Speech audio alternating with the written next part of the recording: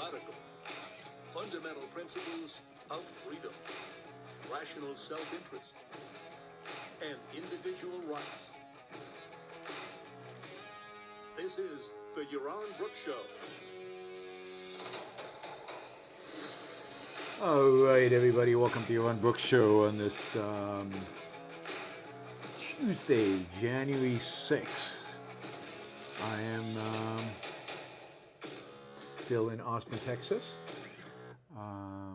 here for a couple of seminars, and I figured I missed you guys so much that I would come on and do a show. It's 9 p.m. here, 10 p.m. on the East Coast. I appreciate all of you guys who are out there on the East Coast still listening to this. That's amazing.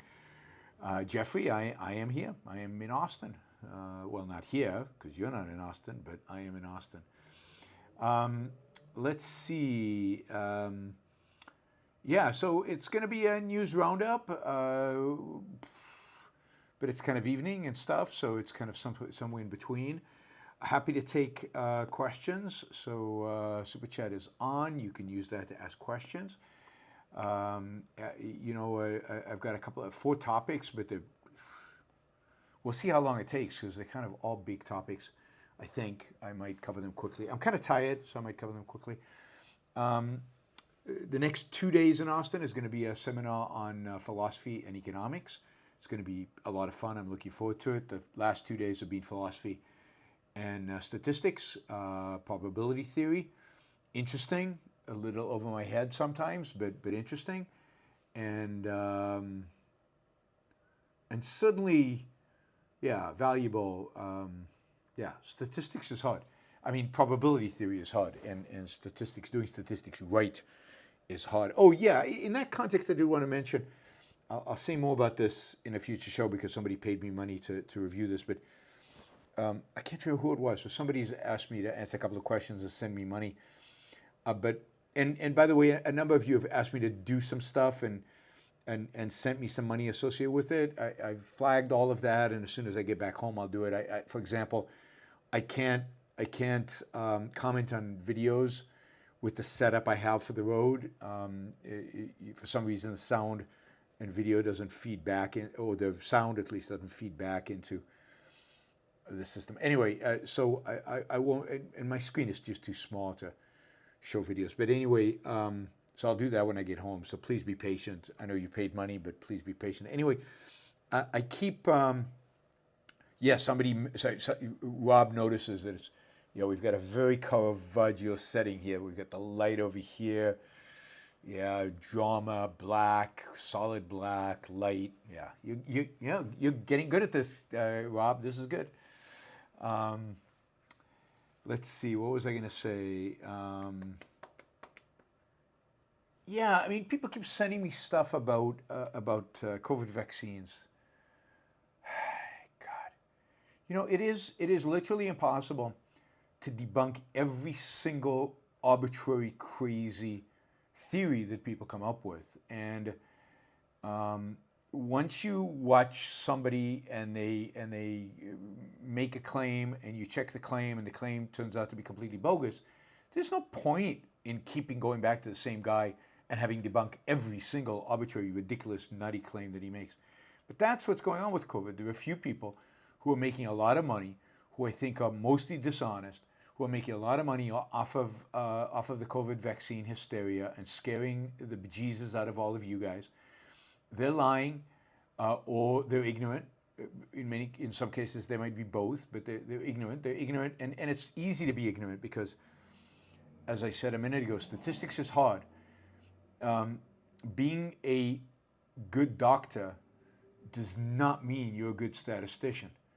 Being a good doctor does not mean you know how to read a medical journal article, right? And it's just unbelievable to, you know, how many of these am I going to have to debunk before you get the patent? And I've already done it. I've done shows. I've debunked. So another one. So, you know, excess death in the U.S. Okay, I solved that one. Now we've got excess death in England, so I have to debunk the one in England. so, on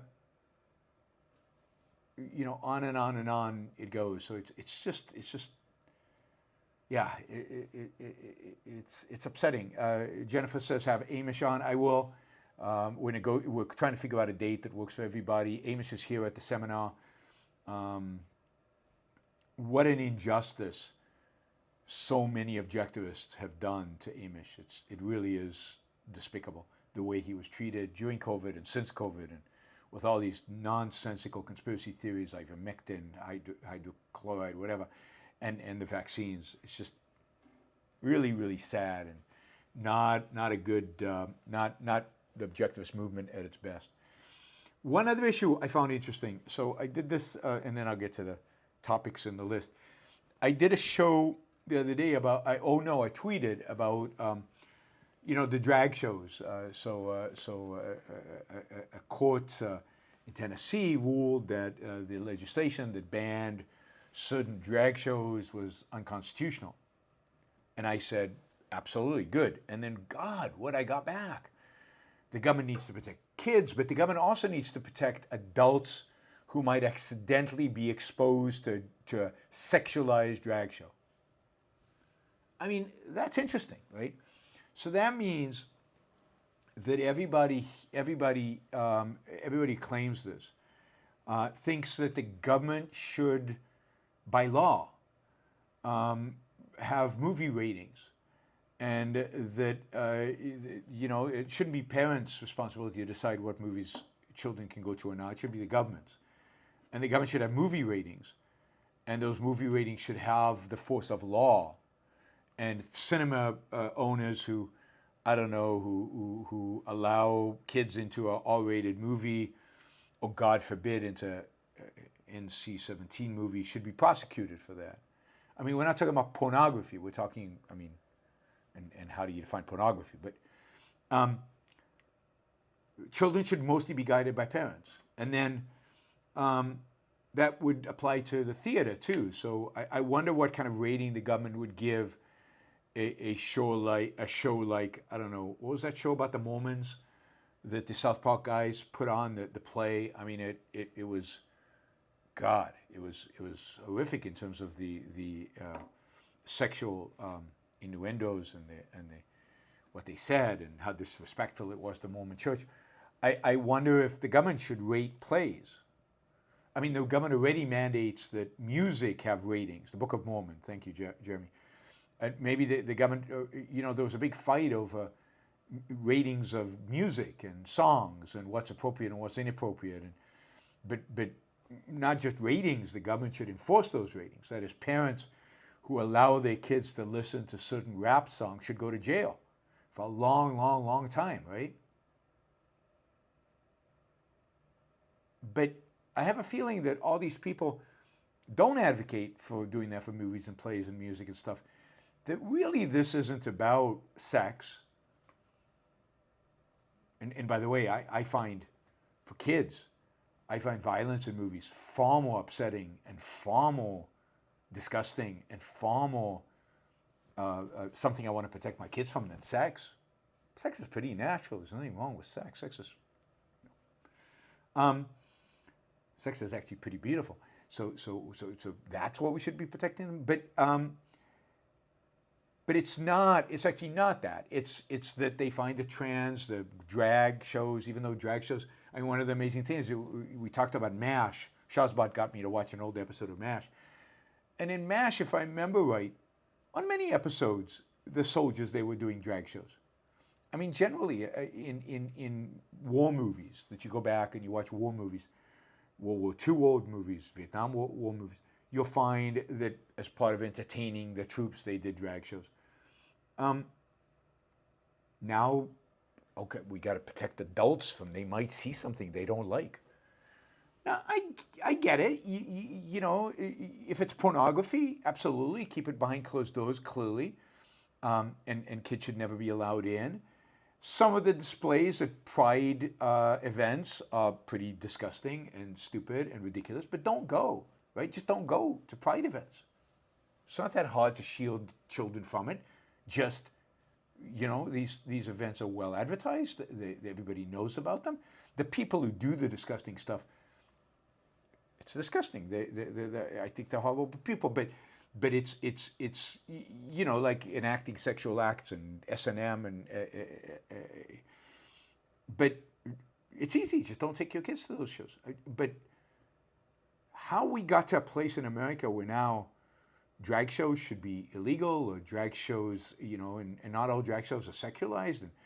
And anyway, just beyond me, that children should never be exposed to a man dressed up as a woman. And parents should be penalized if they take their kids. Since when is the state responsible for Oh, I guess they've always been, because we have government schools. So, sorry, I screwed up. Of course the state is responsible for educating our kids. How did I get that wrong? Anyway, there we go. So, I don't know. The whole issue of LGBTQ, whatever you want to call it, it's just gone off the rails. Just gone off the rails. And people are willing to give up liberty, give up freedom, because they're offended. That sounds like the left. That sounds like woke. That sounds like what do we call it? You know, we need to have special rooms for these people so they deal with the fact that they're being offended, right? Microaggressions. It turns out that conservatives can suffer from microaggressions as well, and can suffer trauma for things they might see or hear or discover, or I don't know. Men dressed as women is so offensive. Whoa. All right. Ukraine. A lot of news out of Ukraine, and we don't know a lot. So here's the thing. It seems pretty obvious that Ukraine has started its offensive campaign. I don't think it's the peak. I don't think it's the main offensive campaign. I don't still think we know what the Ukrainian strategy is going to be overall. But it does seem clear that the Ukrainians have gone from the defense to the offense in the last few days, and are attacking Russian positions along the front, primarily in places that I think most military experts didn't expect them to attack, although I told you so. I have to say, I was right again. One of the shows that I did about Bakhmut and the so-called counteroffensive that Ukrainians would launch, I said one of the possibilities is that drawing them into Bakhmut, and then the Ukrainians, once they fatigue the Russians and the Russians are all in there, that Ukrainians just mass a force and just drive through Bakhmut and kick him out. And it does look like that's part of the strategy, at least maybe not driving right through Bakhmut, but it looks like they're trying to go at the edges, at the sides, and make real progress in that part of Donetsk, which is not what people expected. People expected them to go south into this province whose name I can't pronounce, that's between Donetsk and Kherson. The Ukrainians attacking in Bakhmut, they're attacking south of Bakhmut, they're attacking along the Donetsk southern border. They're also attacking to the south, but far more west than people expected. Hard to tell how those attacks are going. Russia's already come out and said they've destroyed 1,500 men and so many tanks and so many this, but I don't believe any of it. We'll wait and see. I think indications of the ground are that Ukrainians are making progress pretty much on every front where they've attacked. How much progress is really hard to tell at this point. We're in the fog of war, and the Ukrainians have no interest right now in sharing with us whether they are progressing or not progressing, what weapons they're using, and so on. It's pretty clear, though, that Ukraine has not yet deployed its 5 new brigades that are using Western weapon systems. So it's pretty clear that the Leopard 2 German tanks have not been deployed yet. That some of the Western trained forces have not been deployed yet, and that the bulk of the Ukrainian forces are still being held back. I think probably because currently the attacks are more probing or distracting, an attempt to distract the Russians. And then once they either find a weak spot or they see the Russians moving forces from a place that creates a weak spot to bolster these forces, that's when I think you'll see a significant attack with regard to from the Ukrainians. I wouldn't be surprised, don't tell the Russians this, but I wouldn't be surprised if ultimately the attack doesn't come in the south, but it comes in the north.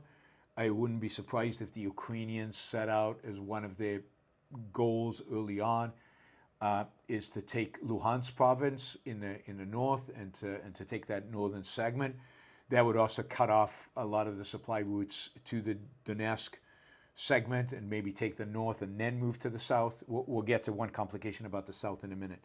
But that seems likely, I think, that I wouldn't be surprised, put it that way. I don't know if it's likely that they will do that. Also, if you followed the news, you will notice that there is this unit of Russians who have, anti-Putin Russians, who have been in Ukraine during the war and who have been and who are armed and have significant weapons, have been attacking across the border into Russia. In the Kharkiv area, that is distracting the Russians because they have to send forces there. It's been humiliating for the Russians because that is they just crossed the border with almost no resistance. So that is an interesting kind of diversionary tactic that is being used. How much of that is being guided by the Ukrainian military command, probably. I find it hard to believe that the Russians are doing this without the Ukrainians, these opposition Russians, and I'm sure they're getting Ukrainian support and Ukrainian guidance, and certainly Ukrainian intelligence, probably Western intelligence too. So the next few days, next few hours, the next few days, the next few weeks, in what's going on in Ukraine are going to be crucial. We could see Ukraine progressing very, very fast on a number of different fronts. We could see a dragged out, slow advance. I think you'll probably see both. In some fronts, the Ukrainian will advance very fast. In some fronts, you'll see where I think the Russians will capitulate. And on other fronts, I think you'll see a much slower, much bloodier, much slower progress. But I generally think, and I think this is absolutely true, that Ukrainians are going to cause real damage to the Russians, whether they manage in this offensive to occupy all the land taken from them, probably not, but they will regain significant land back from the Russians. I look forward to that. That's what I hope, but it's also what I anticipate based on what I know about both armies, based on what I know about the tools that they use, i.e. the weapons that they have, and the training that they have, and the quality of the soldiers. I mean, the Russian military is worse than pathetic. I mean, basically, it's demoralized. It is not motivated. It doesn't know what it's doing there. It doesn't know why it went there. It doesn't have the weapon systems. It has primitive weapon systems, old weapon systems, broken down weapon systems. Whereas the Ukrainians are motivated, they're incentivized, they're fighting, they know exactly what they're fighting for their own freedom. They're fighting an invader, and they have some of the best weapon systems the West has, and they've been trained on them. And from everything that I've heard about that training, they were eager and quick students. They learned some of these weapon systems much faster than the West expected. So I expect we'll get some good news on the Ukrainian front in the next few weeks. Again, fog of war. Don't believe what you hear early on. Wait for verification. I'll be updating you here on the show based on what I know.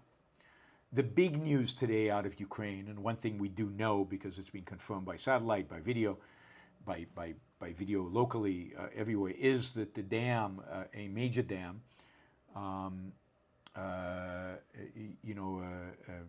the Kakhovka Dam in the south of Ukraine, in Kherson province, has been blown up.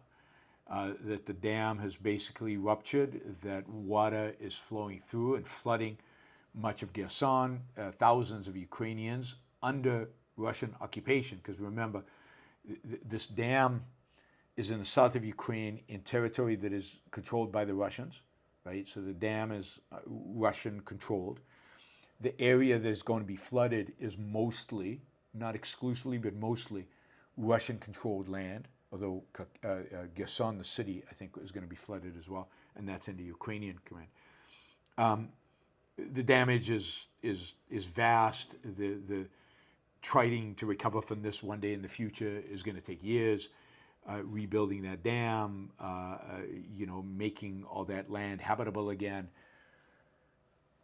Not going to be an easy process at all. There are conflicting reports on what happened to the dam. Of course, the Russians are blaming the Ukrainians for blowing it up, but the Ukrainians have no motivation to blow up. Indeed, the flooding is going to cause it, because it's going to make it very difficult, almost impossible, for the Ukrainians to actually move south into that region, because now they have this massive kind of lake there, into this region, and mud and everything else. Some Russian positions are going to be taken out, and the Russians are going to have to move further south because they're on wet territory, instead of becoming no man's land. But it's certainly going to make it very difficult for the Ukrainians to get further south in Kherson. They'll have to come from the east in order to get there, and that is, of course, also the route to Crimea. So it just doesn't make any sense for Ukraine to have blown up this dam. While the dam, this is a dam that was built in 1956 by the Soviet Union. It is being part of Ukraine and under Ukrainian control and Ukrainian sovereignty since 1991. The other theory I've read is that it was an accident, that the dam has been weakened, that the Russians have neglected it, that it could have been an accident. There are a lot of different theories that suggest that it might have been accidental. Possible, but very unlikely, given that it happens exactly on the day or the day after the Ukrainians launch an offensive against the Russians. So my view is, again, I don't know. I don't have any more evidence than anybody else out there, but just logically what makes sense to me, we'll find out in the weeks and months to come if this is right or not. But what makes sense to me is that this was done by the Russians on purpose. This is an act of panic, an act of desperation. Again, I think the Russian forces are desperate, confused, scared, and this is one way to prevent the Ukrainians from coming south directly into Kherson province. They weren't going to come south because they would have had to cross the river anyway. And from everything I've read, the Ukrainians don't have the equipment to cross the river. So they were not training. They did not buy equipment from the West or get equipment from the West to cross the river and fight in the South. So this does not seem like it was strategic and thought out. It seems like it was panicked and an absolutely act of real desperation, real panic, which doesn't surprise me. I think that is the state of the Russian military right now. Think about how the head of the Wagner Group is constantly berating the Russian military and how pathetic and weak it is. There's been some fighting between the Russian military and the Wagner Group itself. They captured this colonel the other day, and they filmed him where he said that the Russians were actually sabotaging the Wagner Group and actually shooting at them. I mean, there's complete disarray within the Russian military, complete disarray. So it wouldn't be surprised where there came an order from a top or somebody local did it, but somebody panicked, somebody didn't think strategically, and somebody blew up this dam. And one of the consequences of blowing up this dam is the dam, the reservoir behind the dam was the number one source of water to Crimea. We're entering summer, less rain. You just blew up the dam that provided water to Crimea. How are you gonna get water to Crimea? This is not well thought out. It's just going to infuriate the Ukrainians more. It's going to give them even more motivation to fight. I think a mistake, a strategic error. not surprisingly, by the Russians, and they will pay for it. I think they will pay for it dearly. Interestingly, today was also the debut of Tucker Carlson's new Twitter show. So he put out a 10.5-minute video on Twitter. And what is the first topic Tucker Carlson chose to talk about?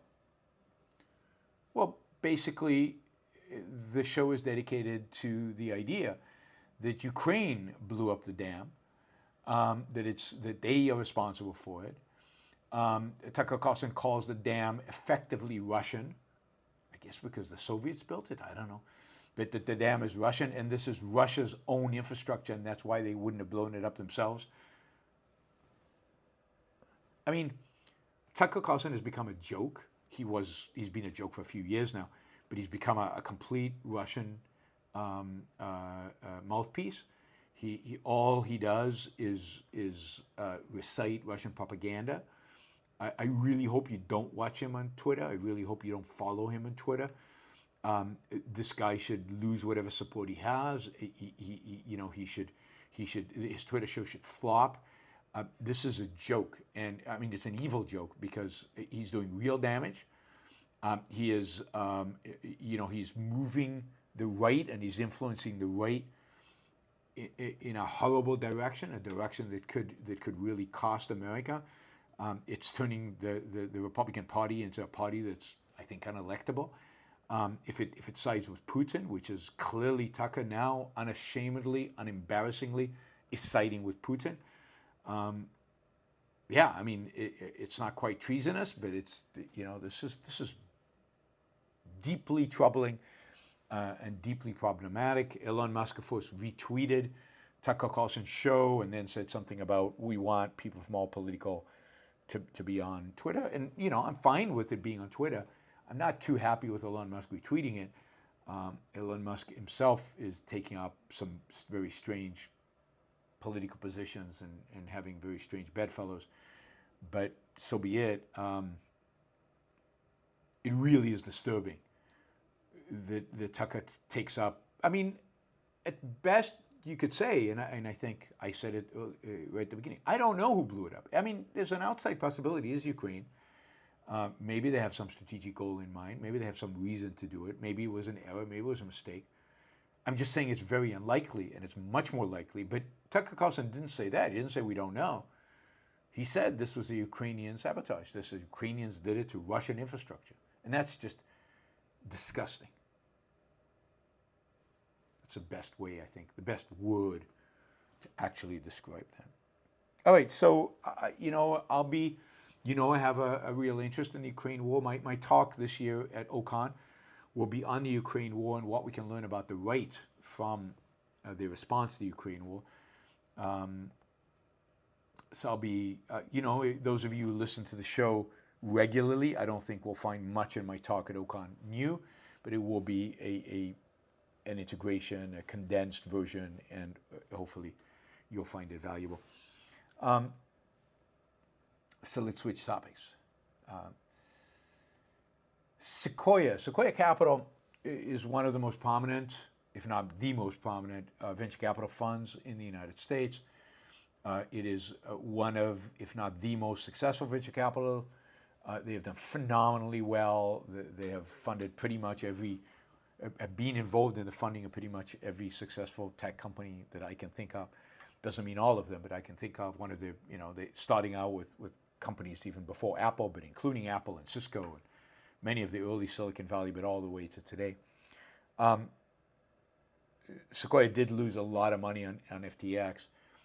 But one of the things that Sequoia did about 20 years ago, maybe more, is they opened up Sequoia China.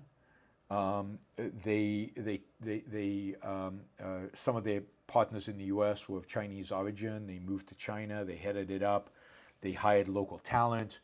And Sequoia China was to a large extent responsible for much of the profitability and amazing returns that Sequoia generated over the last 20 or so years, or maybe more, but at least 20 years. So Sequoia China was a big part of the Sequoia Capital success. again, Sequoia Capital, pretty much every company that you can think of as a significant, they've had significant positions in Amazon. What was that shoe company where you bought the shoes, a bunch of shoes, you tried them all on, you kept the ones you liked, you sent back the ones you didn't like. Zappos. They were investors in Zappos, which was bought by Amazon. Anyway, they were investors in Amazon. They were pretty much every one of these companies. They were part of the initial investors in them. And I got to know one of the founders of Sequoia Capital, a really amazing human being. Anyway, over the years, Sequoia has offices in Israel, it has offices in Europe, in the UK, it has offices in India. There's a real presence in India. And of course, it has a presence in China. Today, Sequoia announced they were splitting up, and I found this really interesting. They were creating two. They were basically spinning out their China operations and creating a new venture capital fund with a new name, same venture capital fund with a new name in China that would be completely legally and in terms of partnership separate. So it would be owned by the partners in China, completely separate than the American venture capital fund. And then they were creating a third entity that would take India and Southern Asia. That would be responsible, I guess, for Asia other than China. And then the U.S. would keep the traditional Sequoia, would stay in Silicon Valley and continue to be called Sequoia Capital. I found this interesting on a number of different fronts. I think this represents one further example of the West kind of leaving China, Western businesses cutting ties with China. Some of this is by China's inspiration. I was also reading some articles about the fact that the Chinese security forces have been raiding Western companies and Western consulting companies, accounting companies, and basically doing what they can to discourage them from operating in China. The exact opposite of what it was even 10 years ago when they were encouraging Western companies to come to China. I think this is very bad.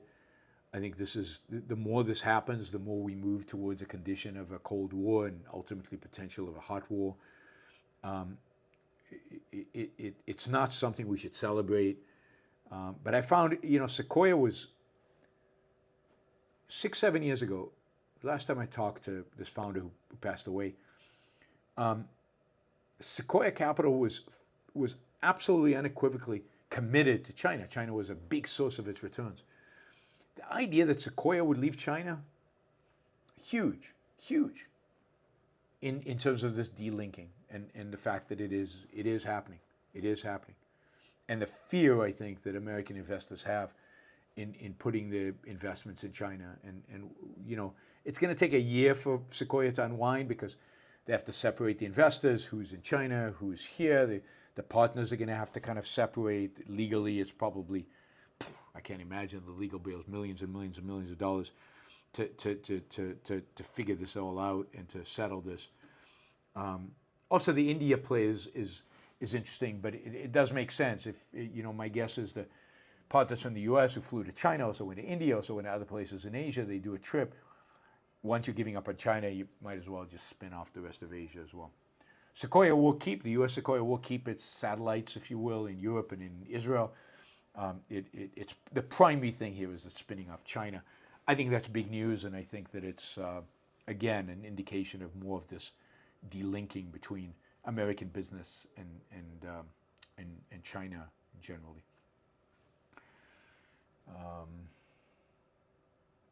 Okay. Over the last 2 days, we have seen the SEC take decisive and pretty crippling actions against two of the biggest players, or maybe two of the biggest players in the crypto space. Yesterday, they went after Binance. Binance is the largest crypto exchange in the world, significantly larger than FTX. You remember FTX that went bust and accused of fraud. Binance is accused of similar things to FTX. They're being accused of using customers' accounts inappropriately, acting as an exchange illegally, all kinds of stuff. I'm not going to get into the details, maybe another time. but the SEC is filing against them and against the CEO. This is devastating for the crypto market. Binance was the entity, particularly after FTX. Everything went through Binance. I think crypto has an answer. Decentralized exchanges, where the exchange happen not in a particular place, not under a particular umbrella, but that has its own risks and its own challenges and its own costs. But the reality is that Binance was the place of choice. It hasn't shut down yet, but you're going to see a significant outflow, a bank run, if you will, on Binance. Nobody's going to want to get stuck just in case they go bankrupt. It's going to make the running of Binance very, very difficult now that the SEC has gone after them. And then this morning, in an act that I was surprising, not surprising really, because I've told you forever since crypto became a thing, that ultimately the U.S. government would try and do everything in its power, and the SEC would try to do everything in its power to destroy crypto, to destroy Bitcoin, to destroy that they have no interest in competition on money. They have no interest in innovations. They have no interest in innovations that happen outside of their control. And basically what we're seeing is they went up to Coinbase. Coinbase is a major player in the crypto space in the United States. It's publicly traded. It went public. It is a well-regarded firm. It has a publication that is well-regarded about the crypto space. It's an exchange. It does a lot of different things. It's an information provider.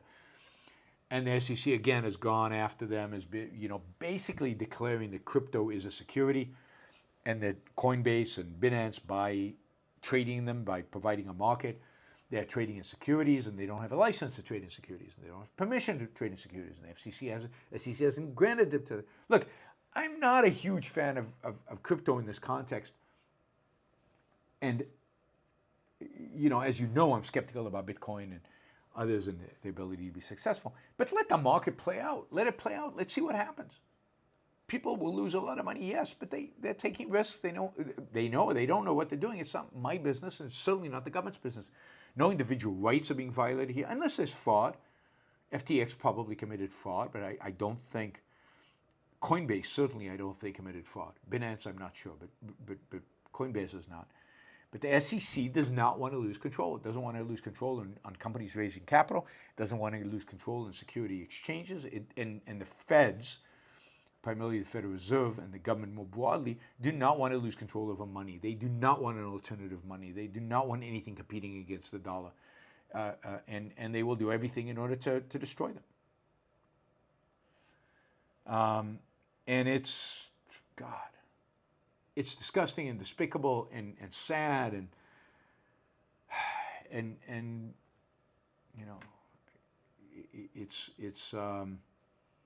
it's going to, I think, put a real restraints in terms of what is possible on the crypto space. We're never going to know what could have happened with crypto, what crypto could have become, what crypto can do. We won't see the killer applications that might have come from this. And this is only suggestive of what the government could do to AI, what the government could do to biotech, when and if they decide to go after them, when and if, Coinbase is sued for fraud, but not a fraud we would recognize, but fraud of selling securities without defining them as securities. But of course, one of the things Coinbase is saying is, look, guys, you guys have had plenty of opportunity to define what crypto is, to tell us whether it's security, whether it's money, whether it's something else, and to give us guidelines on how to trade it. And we've been, and Coinbase can say this because it's true, and so can FTX to some extent. We've been asking you for clear-cut, regulation, if you will, to let us know. If we're doing something illegal, we'll stop it. We'll do something else. But you're not telling us it's illegal until you accuse us of fraud.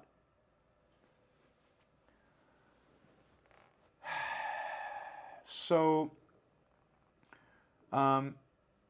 it's just what you're seeing here, and you're not going to get this perspective anymore. What you're seeing here is the arbitrary use of government power What you're seeing here is government using its power just to destroy something it doesn't like.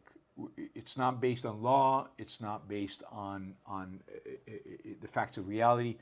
It's not based on protecting individual rights. It's not based on fraud, as I think we understand it, or anybody reasonable understands it. It's simply a decision made, I think, in December of last year, by the up and ups in the regulatory agencies to crush crypto. And they did it to the banks. And don't think this is now related to what happened to banks in March and May. It is.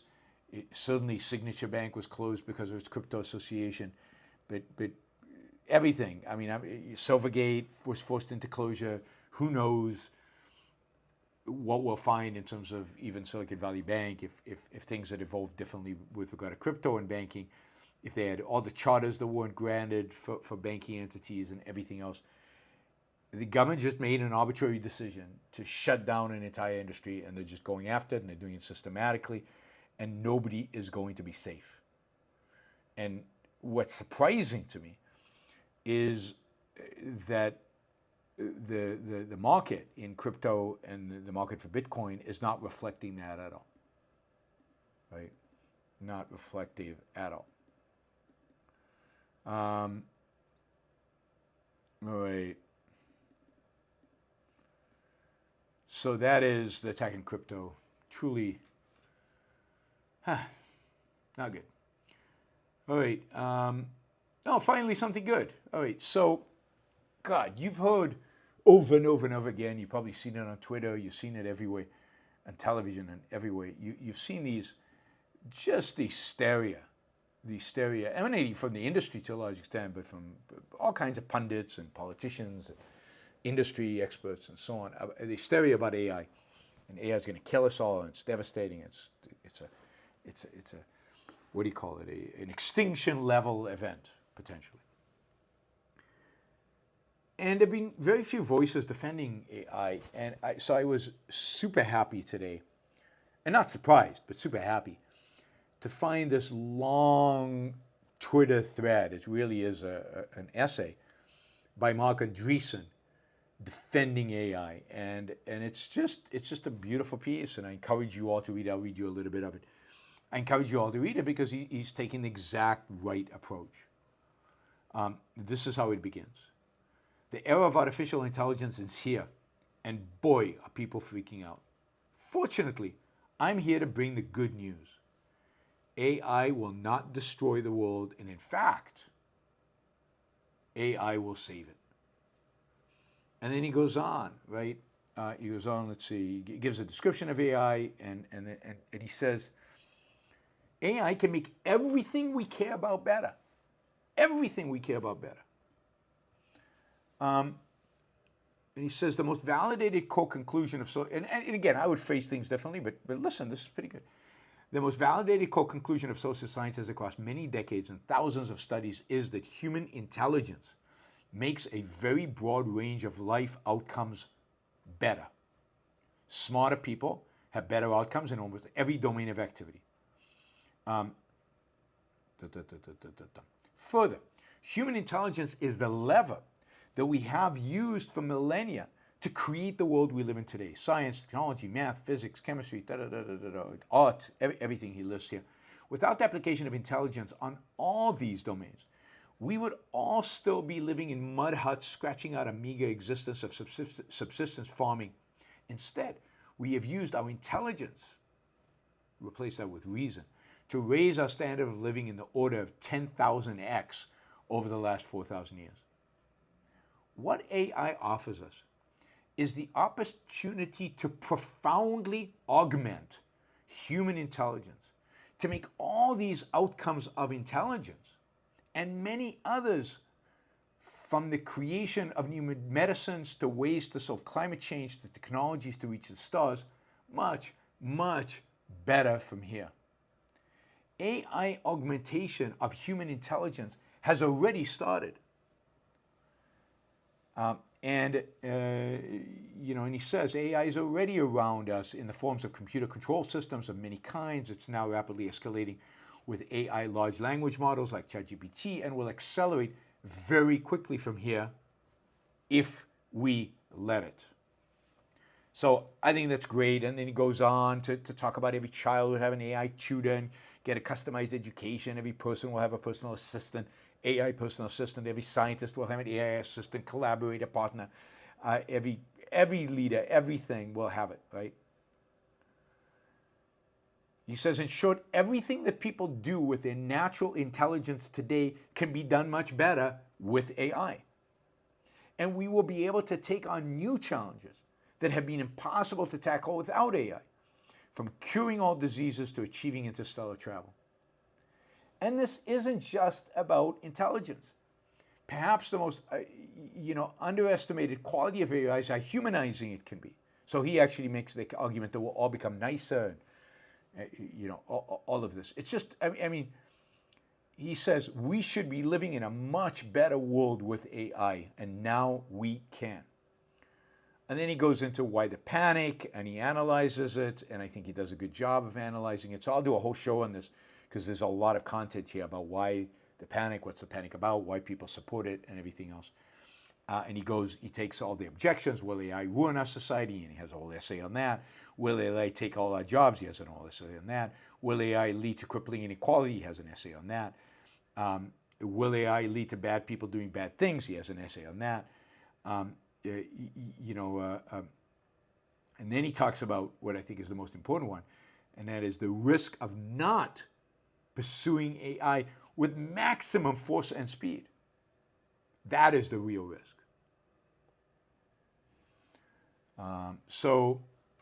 I'll do a show just on this because there's a massive amount of content here that is incredible, valuable, and we should go over AI in great detail. And I'll try to explain what it is. I'm reading up about that. I'm talking to people about it, what it is, and attack every one of the so-called accusations again. I've got the guy on Twitter who's constantly telling me that the world is going to end and humanity is all dead within 10 years. He sounds like Greta, an AI Greta. They've just replaced climate change with AI, but it's it's the same kind of principle. So we will do a whole show on AI. But if you're on Twitter, or if you could just Google Andreessen, Mark Andreessen on artificial intelligence, it's probably on his website. Definitely worth a read. But as I said, I will devote a show to that and really analyze it in greater depth. All right, two other topics I want to quickly cover, and then I'll go to your questions. And I did set the $650 goal because I do think this will be a longer show. So I hope you guys we can make it there. We're about halfway there, so that's pretty good. But hopefully we can get more of it. We can get up to 650. We can get closer to the target. Two quick ones, and then I'll take your questions and call it a night. And both, at least one of these, I'll be returning to. In future shows. The first one is also technology related. I've seen, as you know, probably Apple yesterday introduced Apple Vision Pro. It looks super exciting. It looks super cool. I'm not sure exactly what its application is yet, but it looks super cool. It's expensive, so not something I'm likely to be buying anytime soon, but it looks super cool. And it looks like it has that, you put it on and you can actually move things around in 3D in space and some motion sensors that can activate different functions. So I'm looking forward to the opportunity to play around with it at some point and maybe one day actually be a user. But technology is so wonderful. It's so amazing, and one can only imagine what technology is going to be like in the future, particularly with AI assisting that technological development. And one can only it's hard indeed to imagine what will happen when if we ever get free, if you ever have a free market, what will happen technologically and what will be available to us. It's mind-boggling, that possibility. So, yeah. All right, the last topic was we've got some additional political candidates on the Republican side. Mike Pence announced that he is going to run for president. I don't know why. I don't know why. Who's his constituency? Who the hell cares about Mike Pence? Nobody. Nobody. He can't attract any Trumpists. They hate his guts. He can't attract the never Trump because he's like super conservative, super religious, and he was Trump's vice president. So no never Trumper is going to go with. Who is his constituency? Nobody. I think his only hope is to be the last man standing. But there are plenty of others who will stand long before he does. I'm not sure what his play here. He's not trying to be vice president. He's not trying to increase his name recognition. He's not trying to get a book deal, as far as I know. I don't understand why Mike Pence is running for president. His chances are literally, of all the candidates, I literally think his are the lowest. I think Nikki Haley has a better chance than Mike Pence. Vivek Ramaswamy has a better chance than Mike Pence. The second announcement I think is much more interesting, and that is Chris Christie. Chris Christie has announced that he's going to run. And Chris Christie, I think, has one goal in running for president, and that is to attack Trump. Chris Christie is a New Jersey native. He is a rough and tumble, no holds bar, what am I looking for? I'm looking for something. Anyway, he's that way. He will go after Trump. I mean, I hope he does anyway. But he has the potential, right? He has the potential to actually go out and trash Trump. I mean, Trump is so vulnerable to somebody who can take the gloves off and be like him, who somebody is willing to call him the moron that he really is.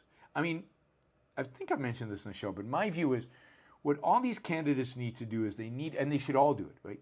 They should adopt a new nickname for Trump. You know how Trump gives all the candidates nicknames and he has, sanctimonious or whatever? They should all adopt the same nickname for Trump. And I have the perfect name to tell you. I think he is Donald the Loser Trump. And they should all use it. They should use it constantly. They should get under his skin. They should make it furious. They should make him mad. Donald the Loser Trump. Or just the Loser Trump. Or just the loser. And everybody knows it's Trump. And I think that's the best way to let him get angry. Let him get red in the face. Let him get mad. He loses it when that happens. And let him lose it. Let him lose it on live TV. Let him lose it at press conference. Let him lose it. And I think that's the only way to defeat him. The only way to defeat him is make him so mad that he can't control himself. And I hope, and I'd even contribute to the campaign if I thought this would help, I hope that Chris Christie's whole mission in life right now is to get under Donald Trump's skin. It's to attack. Now, he doesn't have to do anything else. Basically, he's there not to win. He's there to destroy Trump and create an opening for somebody else to win. So that is just me. You know what I think about Trump, this is, I think, whoops, what did I do? I closed the window. 1 second, it's not good. I don't think it should have canceled anything. Yeah, everything's good. So I think that is the strategy, and I hope that strategy plays out. All right, almost an hour. Whoa, I'm tired. Okay, let's do some of these super chats. Let's start with $50 from Richard. Wow, Richard, thank you.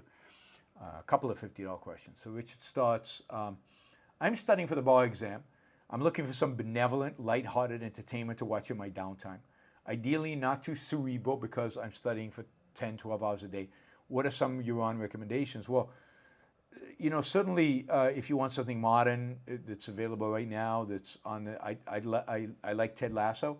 I think Ted Lasso is a lot of fun. I don't know if you've seen it, Richard, but Ted Lasso on Apple TV.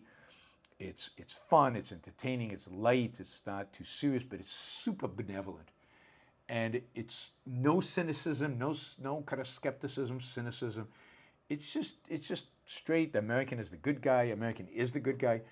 It never makes fun of the American. He's kind of lighthearted, but it never makes fun of him. It blew me away when I first saw it on how benevolent it was and how uncynical it was, particularly given that it's contrasting British culture with American culture. So I definitely would recommend Ted Lasso. We just ended season 3, so there are plenty of episodes to watch. And season 3, I think, is the last season. We'll see, but you could watch the whole thing, binge watch the whole thing. The other program that I love that is also in the final season and is wrapped up, but don't tell me how it ends because I haven't seen the last few episodes, is Marvelous? Is it Marvelous Miss Mazel? Miss Mazel. It's on Prime, so it's on Amazon. It's on Prime TV. It's just fabulous. It is fun, entertaining, funny, really funny, super benevolent.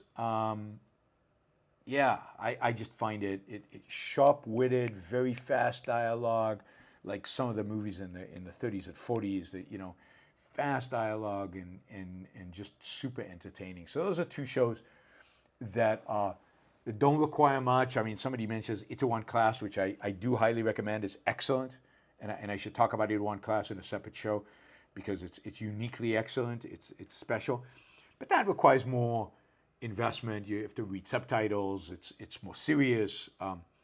These 2 shows are light, comic, and unbelievably benevolent. And I think if that's what you're looking for, those 2 shows.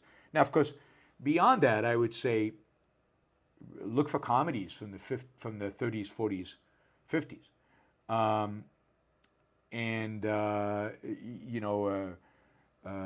what do you call it? Spencer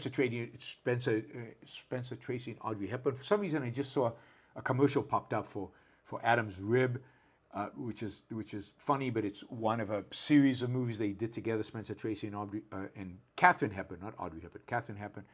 Light, funny, benevolent, smart, beautifully done, but there's so many good. His Go Friday, which is even older than that, and just one of the smartest, fastest, funniest movies you'll ever see. So there's a lot. Old movies, old black and white movies, old comedies from back then. Yeah, hopefully that'll give you a little bit to occupy your mind while you're studying for the bar exam. And good luck, by the way, on the bar exam.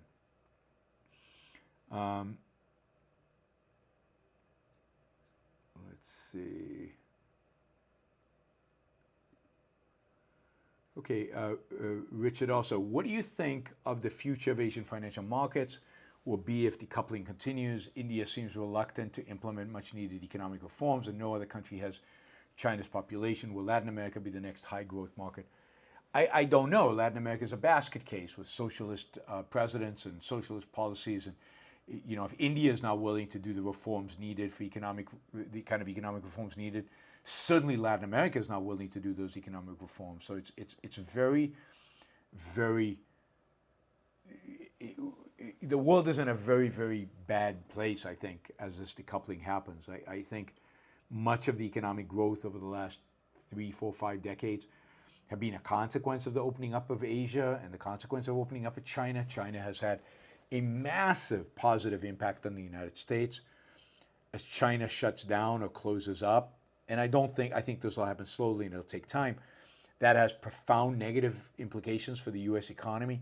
This notion that if the jobs come back, we're better off. No, if the jobs come back, we're worse off. And by the way, we don't have the employees to fill those jobs. We're running unemployment right now 3.7%. That's basically zero. We've cut off immigration. Who's going to work in these chip plants?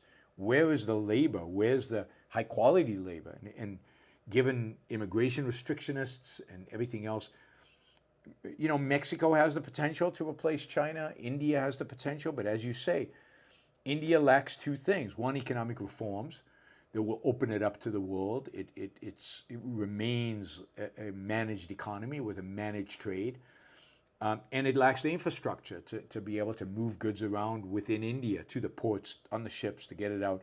They don't have the ports that the Chinese have. They don't have the trains. They don't have They don't have the highways and the trucks. It just doesn't have it. Now, you could see that move to Latin America, but Latin America would have to change. Mexico, current president is a socialist. They're likely that the next one will be a socialist as well. Maybe it'll be a more pragmatic socialist who's willing to open up and do these in the name of, making money and wealth. But, I don't know, right? So I think the world economy is troubled, right? The division of labor is important, and comparative advantage is important, and losing a big player in trade means that everybody who traded with that big player is worse off. And I think America in particular will be worse off for not having China. It might be necessary. There might not be any choice but to delink from China. But let's be realistic about the costs. The costs are substantial. We have managed in the United States to run up huge debts, to make massive macroeconomic errors and mistakes and just evil policies, and get away with it to a large extent because of the productivity increases in China and the ability to have this division of labor with them. And if that goes away, I don't see anybody replacing it. I'd love to think it was Africa. I'd love to think it was Latin America. It would be great if it was Vietnam and India. None of those have exactly what it takes in order to replace China. China's created a unique combination. If that goes away, look out, look out. Okay, we're only $268 short of our goal. It's within reach, guys. It really is. We need somebody to come in with some significant dollars for questions, but we can do it. All right, Jeremy. I have a question, but I haven't figured out how to frame it exactly. Okay. How does one who can become pregnant or can impregnate someone or has those as children live in a state like Texas right now?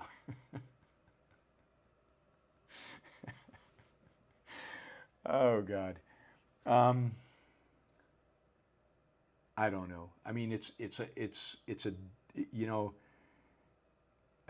don't know. I don't know if you're young and you're in that kind of circumstances, and this ban on abortion, particularly if you don't have money to fly to California and get that abortion. I don't know. It's not just Texas, of course. It's the entire South. It's North Carolina. It's South Carolina. It's Florida. How does one live in Florida? It really is horrible. And there are other benefits to living in Texas, and somebody wants me to do a show analyzing a video that praises Texas to the hilt. And there's a lot to praise and a lot of good things in Texas, but there are also a lot of bad things in Texas. And one of the worst things about Texas right now is the power of religious conservatives as manifest in abortion laws and in other laws as well. And how one exactly lives in Texas right now, I just don't know. It's obviously very hard, very challenging, and yeah, if you're young, I don't know what you do. Be super careful, and have that plane ticket ready to go to New York or California or somewhere like that. A Dowsy Lama. On the topic of abortion, pro-life conservatives often fall back onto the argument, well, you shouldn't be having sex if you aren't ready for kids. What is the proper response to this? Can one even respond rationally to this? It's very hard to respond rationally to that. I mean, it's very hard to contain oneself. For me, to contain myself. I value sex too much to contain myself. One of the great innovations of the 20th century was birth control. And what that innovation did, among other things, but mainly, is it made possible, in a sense, low-risk recreational sex, but not recreational in the sense of having sex with strangers. Recreational in the sense of finding a partner who you value, who you love, who you share some values with, and having great sex with, without thinking about having children. what birth control has done is de-linked sex from childbirth, which is one of the great innovations in all of human history, because of how magnificent, wonderful, phenomenal, amazing sex is. And if you don't think it is, then you haven't experienced good sex.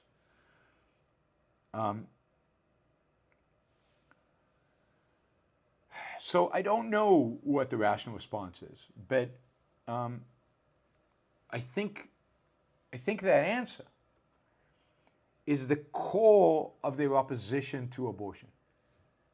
Because what they're really opposed to, in a sense, much more than their opposition to abortion, what they're really opposed to is sex, pleasure. And Ayn Rand talks about this when she talks about abortion. She got it way back in the 70s. What they really oppose to, what they really value, is not the life of the fetus.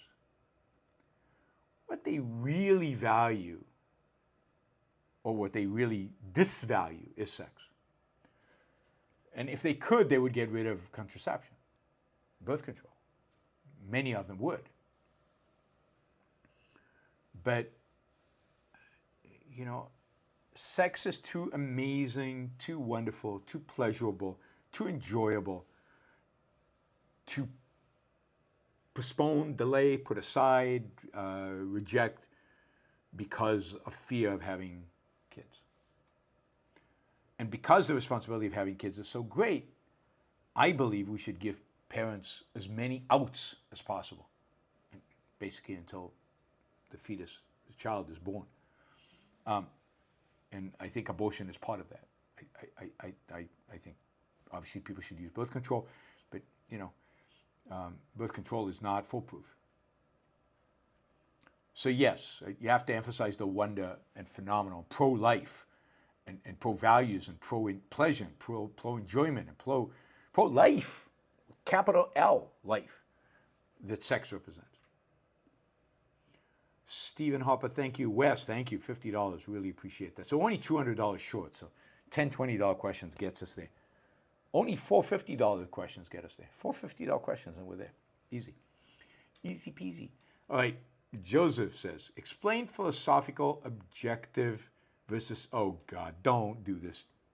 No. It's one of the hardest things in art. There is no, in art you want me to do it. Explain philosophical objective versus socially objective economic value in art.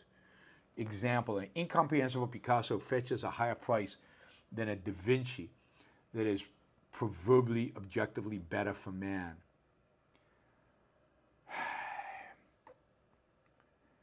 God, I mean, this is a whole show, Joseph. I mean, this is Ayn Rand's conception of philosophically objective versus socially objective value is one of the hardest ideas and one of the most important ideas, but also one of the hardest ideas she presents. But basically the idea is this. Socially objective is a market price. It's what people within society value as reflected by supply and demand for something. And it is contextual and it's rational, it's objective, to the extent that people are doing it within the scope of their values, their understanding, their context. So, I mean, Ayn Rand gives the example of a young woman, a store clerk. Let's say she's simple, she's not very sophisticated, she's not, and what she values is lipstick. That's an important value for her. And to her, that lipstick is worth a lot more than, I don't know, listening to Symphony of Beethoven. Even though you can say that philosophically, from the perspective of a really objective, full context understanding of human values and human life and philosophy, the Beethoven Symphony is much more valuable than the lipstick. I mean, not value is always for whom and for what, and to the shop girl, it's not. And this will affect demand. It'll affect prices, and for example, it'll affect the difference between a Picasso. Now, the value of a Picasso. Now, put aside Picasso. Let's take Kandinsky or one of these, or Pollock. somebody who splashes paint on the thing, that where I think the value of these things is close to zero. Picasso, you can still argue, is art. In my view, Pollock is not art. Most of the reason people buy a Pollock, I think, is primarily secondhand. And it might give them some aesthetic pleasure, but it's not art. And it's certainly not the kind of thing that can objectively give you the kind of value that Da Vinci can. But they don't want the thing that Da Vinci gives them. They don't know what to do with it. They have no appreciation for it. And the Picasso gives them certain second-handed good feeling, because all their friends know they have a Picasso. It gives them maybe some satisfaction about of their own success. Maybe it reflects back to them the kind of fragmented psychoepistemology that they indeed have. And so it's a value to them. And it's socially objective in the sense that only that it's a consequence of supply and demand. Now, when it's so irrational, as in some of these cases of modern art it is, I don't know that we can apply socially objective value to it. It might be right to apply, because the lipstick is still an objective value. The hierarchy might not be the same for you and the shop girl, but you can understand the value she sees in it. But here we're talking about something that is completely irrational and therefore completely non-objective. So I would argue that the value of the Pollock and the Kandinsky and maybe the Picasso is not objective. It's not socially objective. It's just not objective, even though it's a product of free exchange, even though it's a product of the market. It's also a reflection in this case of a sick culture of irrational individuals who can be rational one realm of their life where they make the money and irrational completely in another realm of their life where they spend the money. Again, I'd need to spend a lot more time defining some of these terms for you to really make that stick comprehensible. All right, by the way, we're under $100, and we're under $100 remaining to get to $650 because Richard just plunked $100 down with a question. And this is it. Thank you, Richard. Richard's already done $200 here. Thank you, Richard. How do you think the West's retrenchment into protectionism will affect global financial markets? London future as a financial center seems to be threatened. What implications will this have on my employment prospects as a future capital markets attorney? Wow. I mean, look, I think we're in for very uncertain, volatile times. I think, London might be in relative decline. Maybe somewhere like Frankfurt is in a relative rise. New York is probably going to be there. Hong Kong you'll probably see is in a relative decline, both because China becomes less important and because Hong Kong is now part of China. Singapore might be on a relative rise because it'll replace Hong Kong in many respects. So first of all, there'll be a shakeup. Finance will still be needed, maybe not as much, not maybe in certain regions, maybe not as much on the international scale, but certainly within countries there'll still be a lot of finance to be done, and indeed maybe even more so, because you're going to have to become very innovative in terms of how to restructure the economy in order to deal with the fact that you've just taken this huge loss by decoupling from China. So in the end of the day, I don't think it hurts your prospects. Well, it might at the margin. That is, I think you're pretty smart, and I think you'll do fine. And so for smart, good people, I don't think there'll be a problem. Will there be fewer jobs in capital markets attorneys? I don't know. My general sense is that being an attorney, you're safe. That there's always jobs for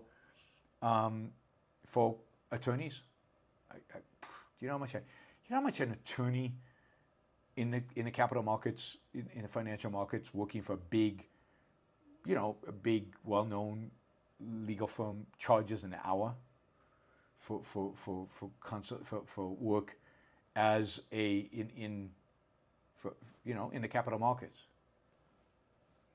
Anybody want to take a guess on what the hourly rate is? Well, I can tell you because I employ such a lawyer. It's between, depending on how senior they are, it's between $1,200 and $1,500 an hour. It's not bad. So, Richard, I think you're going to do fine. And I think there are going to be plenty of lawyers because the more regulations, the more controls, the more we need lawyers.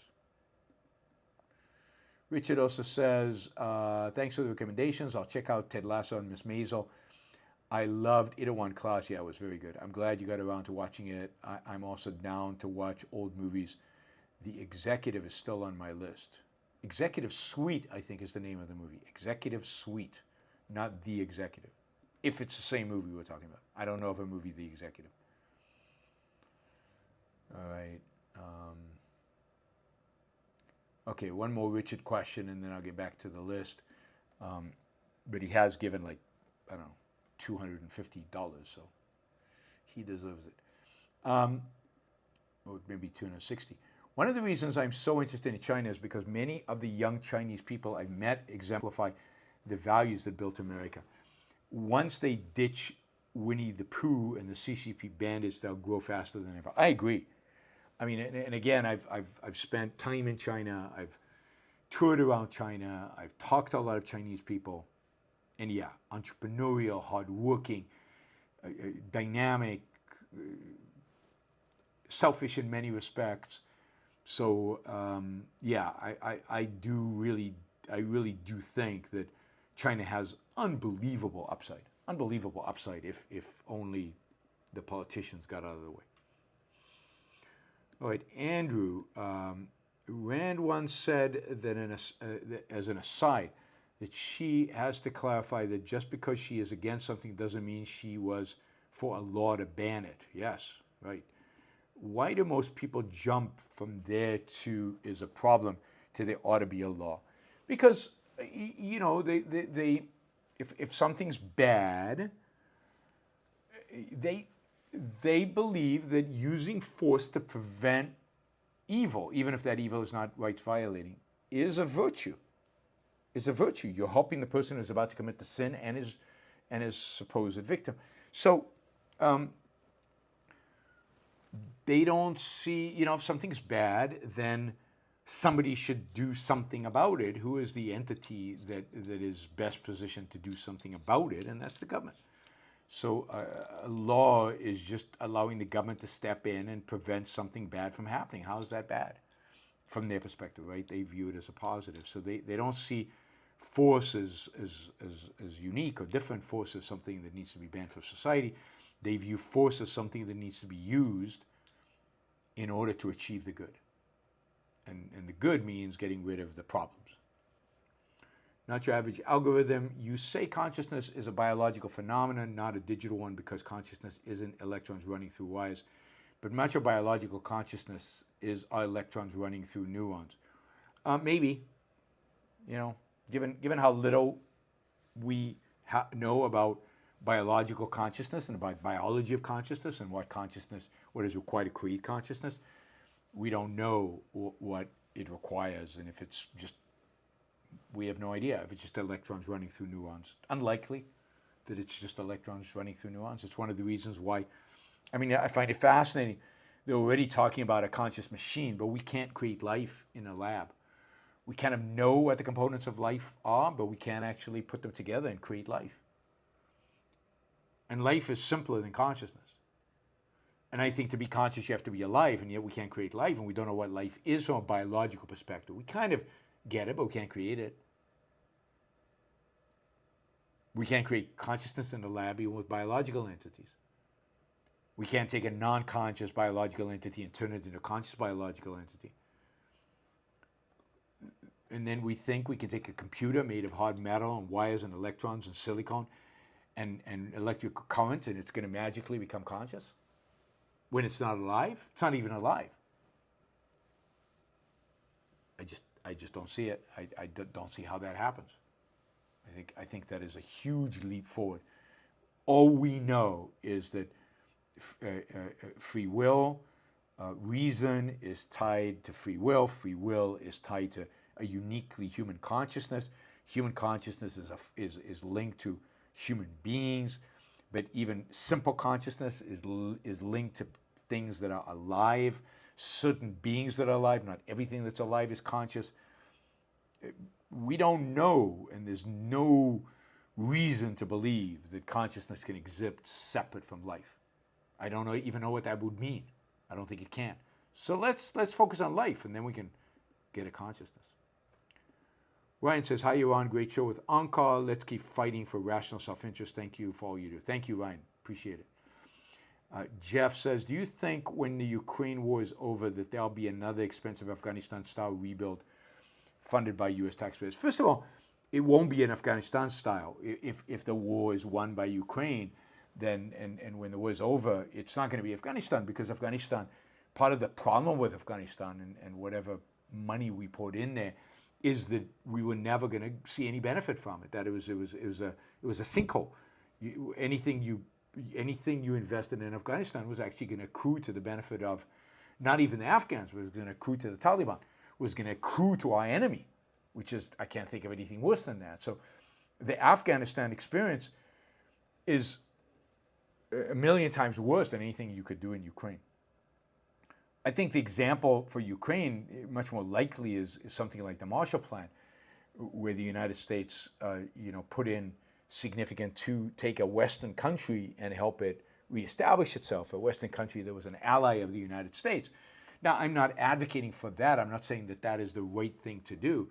I'm just saying that that is 1,000 times better than building something that the enemy's going to use, is building something that an ally of yours is going to use. I believe that when the Ukraine war is over, one of the consequences is going to be that the Ukraine is going to join the EU and maybe join NATO, and going to be a partner in a sense of the United States in many respects, in many regards. And I also think, by the way, that most of the rebuild funding will come from Europe and not from the United States. Now we'll see, but most of it will come from Europe. And Europe, one could argue, has some interest in doing that.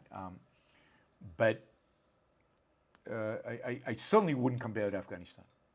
You might say we shouldn't be doing it, and I'm fine with that, but I wouldn't compare it to Afghanistan. It's a completely different story and a completely different consequence and completely different ultimate cost, right? Because it's not going to go with our enemies, at least. I'm wondering your thoughts on modesty in dressing. I find modesty attractive due to the ability to save more of one's body for their significant other, making it more special, but I don't think it's necessary for all. I don't think it's necessary for all. I mean, I'm not a fan of modesty. I have no problem with nudity. I have no problem with revealing clothing. I think appropriateness is right. You need to be dressed appropriately for the occasion, for the event, for the context. I don't think you should go to meetings naked or in tiny little clothing. But I also don't think you should. As you know, I don't wear ties anymore. In Puerto Rico, I basically wear shorts and short sleeve shirts and shorts and sandals everywhere, including to my lawyers, to visit my lawyer, to visit my doctor, to everywhere. I find revealing clothes in a woman, if I'm attracted to her, not as a rule, but I find it attractive and sexy and stimulating. But I don't think there's any objective standard here. I don't think there's any kind of objective principle.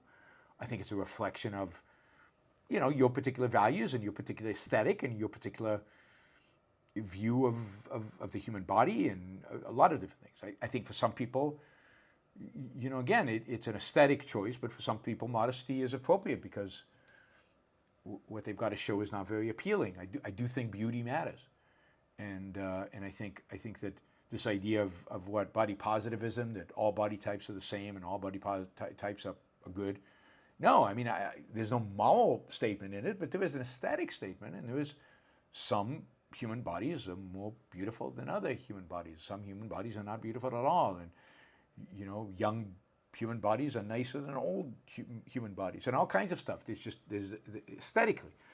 So if you're wearing revealing clothes,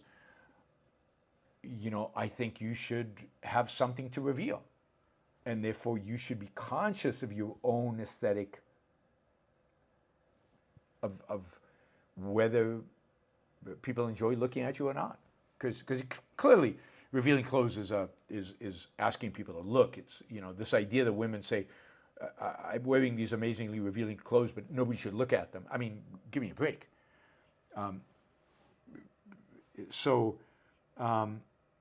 Make sure that it's pleasant. I mean, one of the things that I find disturbing is when women or men, doesn't really matter, wear super revealing clothes and they look horrible. They look really, really, really horrible. And it's just it's an eyesore. I look away. It's awful. I don't want to see it. And I'm not, again, it's not a moral condemnation. Some people have different body types and they have eating disorders or whatever it is, or just, but don't then put it out there for all to see. I think, if you go to a nudist beach, make sure there's something worthwhile to see. To show, not to see, to show. All right. By the way, we're only $40 away from our target, so hopefully we can do that. Thank you, Sandy. Richard again. Wow. One of my biggest pet peeves is when economists talk about how low-hanging fruit of fast growth is now gone, and that's no longer possible to have fast growth. What explains the evasion required to spout such BS? Well, the main thing that explains it is they don't want what is required. See, there is such a thing as low-hanging fruit. That is, China can get away with a certain level of authoritarianism when they're very poor and becoming richer because there's a lot of low-hanging fruit and they could grow in spite of bad policies. But at some point, in order to get that kind of economic growth, you need real freedom. Because at some point, you do get rid of that low-hanging fruit. It's easier to go from $1 a day to $2 a day than to go from $100 a day to $200 a day. And so what they are evading, what they're ignoring is the requirements for developed economies to grow super fast. And the requirements for that are freedom, free markets, capitalism. They don't want that. So they place what they want above the facts. Marilyn, thank you. Let's see who else I need to thank. Alex, I need to thank, and Marilyn again. And all right, there's only so many. I thanked Wes for Edson Mena. Thank you. Yeah, lots of people. Thank you. Really appreciate it. You guys are being generous today. Okay, let's see. We've got a few more super chats. We'll do these quickly. There's a $5, $10 ones. Gail says it's simple to me. Like Alex says, it's weighting the benefits versus the side effects. Ooh, I can't remember. Oh, this is AI. Yes, benefits are massive, and the probability of some of the worst outcomes that they can imagine, the probability of those happening is very, very low. And even though the consequence can be very, very bad, everything you do can have downside.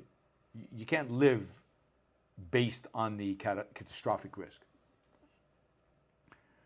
Stephen says, Stephen 13, I'm neutral now. Well, that's good. He used to be pro-Russia, so Stephen used to be pro-Russia. I'm neutral now, anti-woke and anti-Eastern powers. I believe in creating a new Roman Empire to save Western civilization. Okay, so he's still super irrational, but at least he's not pro-Russia. Let's see, Stephen continues. Jerusalem belongs to Rome. Yeah, right? How did that happen?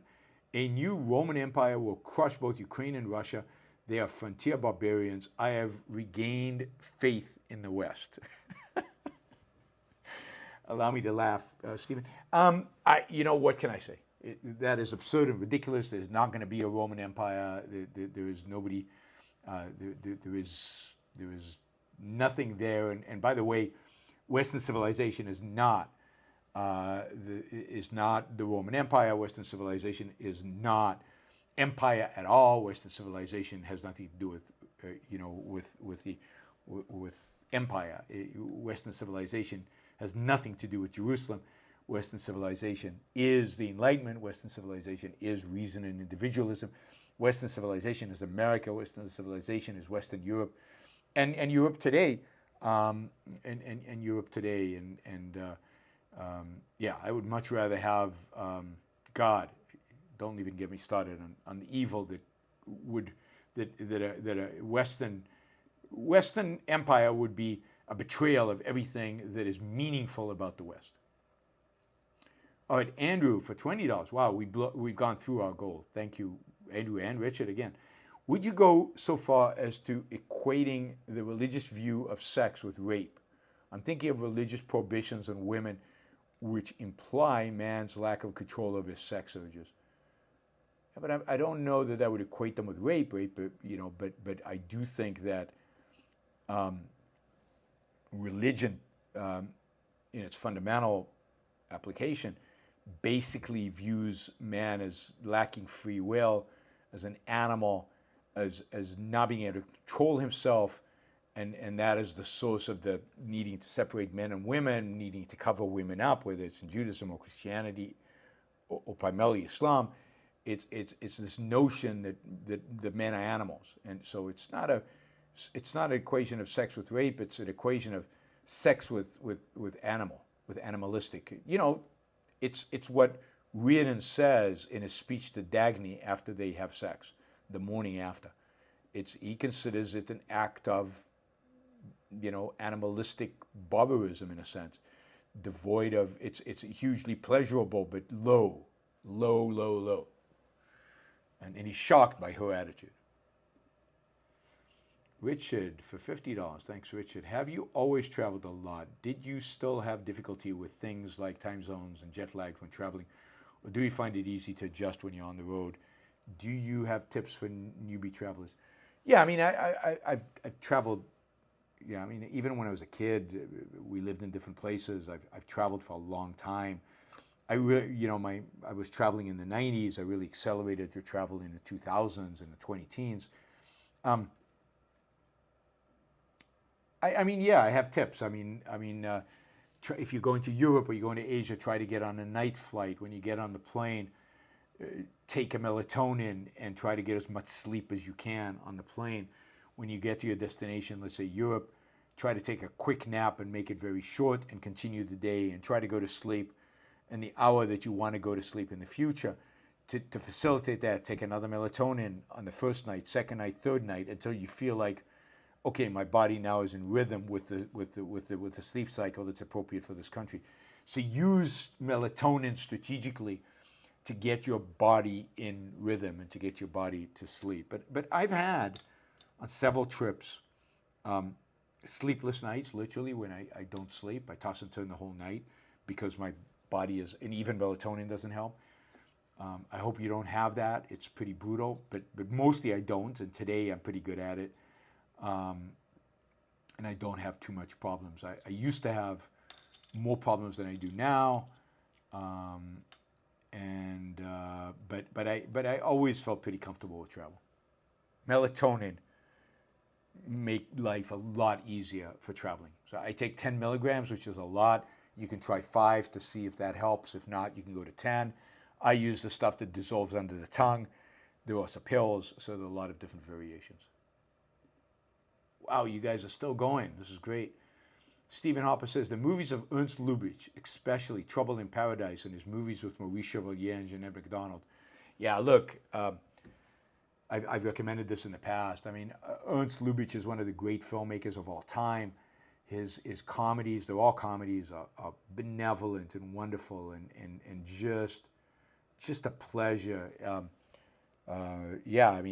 Trouble in Paradise, the Maurice Chevalier movies, but all of his movies, every one of them, including some of the more difficult comedies, but they're still unbelievably funny. Some of my, one of my favorite movies of all time is Ninotchka, in spite of the fact that it's making fun of communism. Maybe with a distance you can do that. The other, great movie that's funny inappropriately, if you will, is To Be or Not to Be. Don't watch the Mel Brooks version. Watch the original Ernst Lubitsch version, which is brilliant, and it's about it makes fun of the Nazis. Anyway, I would I would recommend anything Ernst Lubitsch did, and Grand Hotel. I mean, there's a number of them. I think that's Greta Garbo. There's a number of them that are really, really, really. I mean, everything he did was really, really, really good. And so I second Stephen Harper's recommendations absolutely. Ian says you should take less melatonin. Look, all I'm doing. I'm not a doctor. I'm not a therapist. I'm not an expert. I'm telling you my experience. If I take these small quantities of melatonin, it has zero impact on me. I don't sleep on the plane. If I don't sleep on the plane, it screws up everything else. So I take enough to knock me out, and it works amazingly well. That is, I sleep on the plane because I took 10 milligram, and then sleep the first night. Usually the second night is the hardest, but with 10 milligram, it knocks me out. And by the third night, either that's the last night I take melatonin, or I don't even need on the third night a melatonin. So, and mostly I don't take melatonin. I only take it on those first 2 or 3 nights. Plain first night, second night, maybe third night. That's it. So 3 to 4, but I use a quantity that knocks me out. All of us have different sleep patterns. We do it differently. All right, Colt says, let's go Ukraine.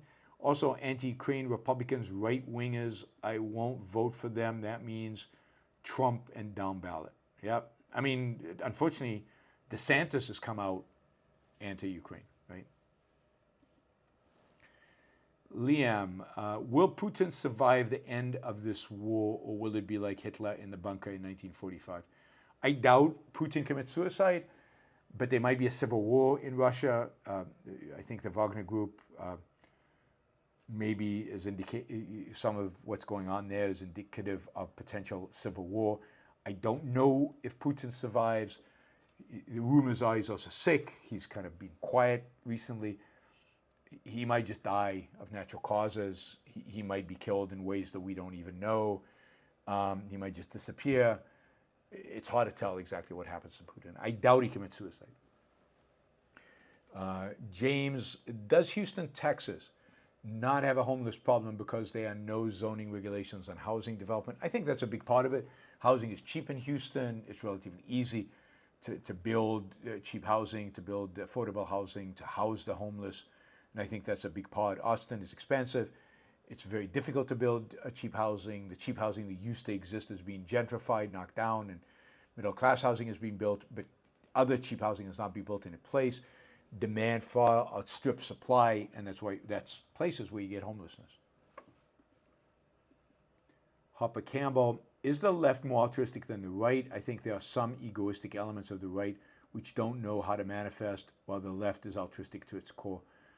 I think to some extent that's true, but not completely. I mean, I think in some things the left is more egoistic. Sex, pursuing their own passions. I don't know. Many of them devote. It depends what left and what right, right? But to the extent that the right is religious, it's quite altruistic. I don't know. I think it's very difficult to generalize like that. It's very difficult to generalize that. The fact is that both left and right demand sacrifice, but just in different realms, and depending which left and which right to different degrees. Clark, a common criticism I hear of objectivism is how do you reconcile being so absolute and black and white when there is obviously so much nuance in reality? Well, but even the nuance is there because there's black and white. The nuance is to suggest that the black and white is not so obvious that you have to really think about what is black and what is white, and I think that's absolutely right. There is good and there's evil. It's not always easy to figure that out. There are a lot of mixed cases. There are a lot of people who are both evil and good. There are a lot of things that happen to be both evil and good. But all of that can be teased out, and I do think you have to be nuanced in your thinking. One of my criticisms of so many, tribalists out there is that they're not. They're just gut level, non-thinkers. I think thinking means to try to really tease out what is good and what is bad, what is right and what is wrong, what is true and what is false. The fact that it's nuanced doesn't mean there's no good and bad. It doesn't mean there's no black and white. It actually does mean, it means there is, because that's what you're trying to tease out from the complexity, is what is good and what is bad. And it can be nuanced. Michael says, your life isn't yours if you always care what someone else thinks. Absolutely. Absolutely right. Michael says, libertarians don't typically challenge altruism. Do most still hold on to it or have rejected it only implicitly? I think most still hold on to it. Some have rejected it implicitly. But yes, almost none reject it explicitly. And therefore, they don't fight against it because they haven't really rejected it intellectually, philosophically, explicitly. Clark says, what's the best site to look for condos in Puerto Rico? Did you use a broker or just shop around yourself? I used a broker. I used a real estate agent. It really depends on your price range. So, you need to give me more information so I can help. But if you're looking for luxury condos, that's kind of, you're looking at one place, and you're looking at lower end condos, it's somebody else. It's a different kind of broker. You can probably find things by yourself. The luxury, but let me say this: Puerto Rico market is very insider, and without having somebody on the inside, a broker or a dealer, it's very hard to find what's for sale, and you don't even to negotiate a deal, and suddenly to get a mortgage. Everything in Puerto Rico is more difficult, and more insider, and more relies on connections.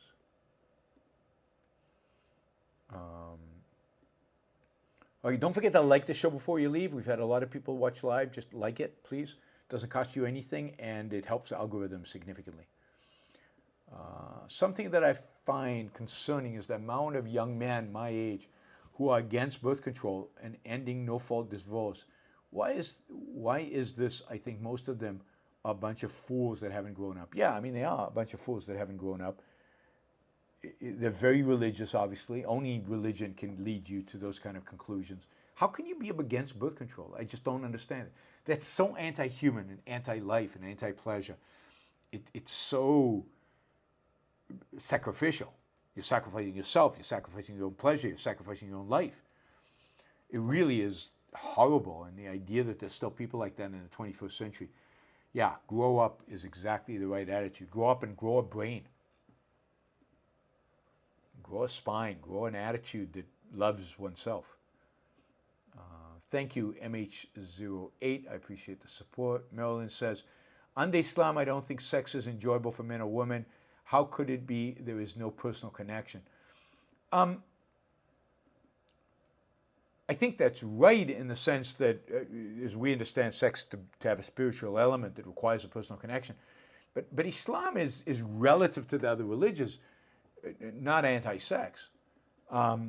Muhammad had 4 wives. He certainly encouraged men to have a lot of sex. It's very men-centric. It's not. It's very anti-women. It's very patriarchal. But the whole idea is, men should enjoy sex, and men should have as much of it as possible, and men should have it whether they have babies or not, because you have 4 wives, and then you can have concubines. Judaism is a little bit like that as well. But because Judaism, particularly in biblical Judaism, men have more than one wife, or can have more than one wife. But it's not a very inspiring religion for women in any dimension, including the sexual one. Andrew says, a follow-up: if the deeper issue than religion's attitude towards sex is its attitude towards free will, how is religion implicitly or explicitly anti-free will? Well, religion has a mixed view of free will, right? On the one hand, and if you listen to some preachers, God knows everything, including the future. But some religions will tell you, you have agency, and God is judging you, and you have choices. So religion is very mixed and non-committal to a large extent over free will and contradictory when it comes to free will.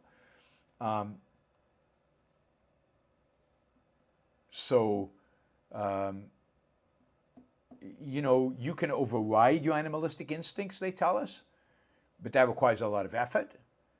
And men in particular have a hard time with it. That's kind of what they argue. Women are much better suited to control their animalistic impulses. Richard, thank you, Richard. Richard's probably contributed half of everything we raised today. Have you noticed the trend of pretty young women posting photos of themselves on social media with middle fingers extended? I find it a bit disturbing and vulgar. What are your thoughts on this? Yeah, I mean, it's there's a nihilistic element there. What's the point? Why are you doing this? But then I find people posting photos on social media, I don't know, just weird and disturbing in and of itself. Why are you posting them? What's the purpose? What are you trying to do with it? What are you trying to achieve? Middle finger or no middle finger? But the middle finger is just stick it to everybody, stick it to the world, stick it to the reality. It really is a kind of a rebellion against the world, a rebellion that's mindless to a large extent. And I agree with you. I find it vulgar and disturbing. It's a very bad culture where that's the kind of attitude. It's not I'm smiling, I'm happy, I'm enjoying life, which is a positive message to send in a photo. It's I hate you. I despise the world. All right, everybody. Thank you. Really, really, really appreciate it. We met our goal. We passed it. 640. We exceeded by $90. Thank you, Richard. Thank you to all the other super chatters. I appreciate the support. I will see you all. I'm not sure exactly when. I'll see if I do another show late at night on the next 2 days, but certainly over the weekend, Saturday, Sunday, but hopefully we'll be able to do a show before then.